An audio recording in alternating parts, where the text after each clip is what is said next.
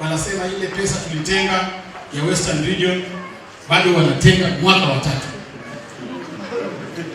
Sisi tunazidi kuambia ukweli rais kwamba next time you come to Western Region, kuja uzindue miradi. Mambo ya makanisa, kutembea kwa kanisa tuachie sisi, tutatembea kwa makanisa. Ututume sisi. Lakini ukikuja hapa tunaomba rais, zile barabara ambazo tuliweka kwa programs zetu. Nimeona umesema kwamba Kakamega County imepewa milioni 700 muda barabara. Busia imepewa milioni 400 muda barabara. Lakini mimi ningependa kuuliza, mbona constituency moja ya Mheshimiwa Kimani Ichung'wah imepewa 1.2 billion? Yaani constituency moja inapewa 1.2 billion na sisi eneo yote tunaambiwa milioni 700.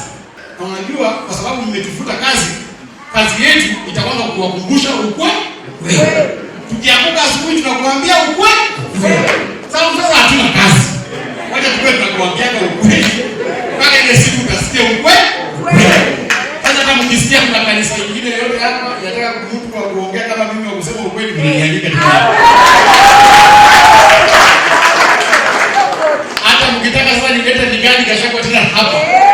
Unataka nielete vigani? Wakati wanasema tumwalike.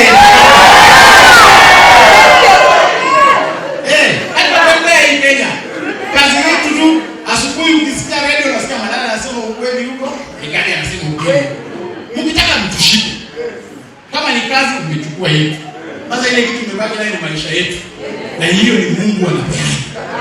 Hiyo hamwezi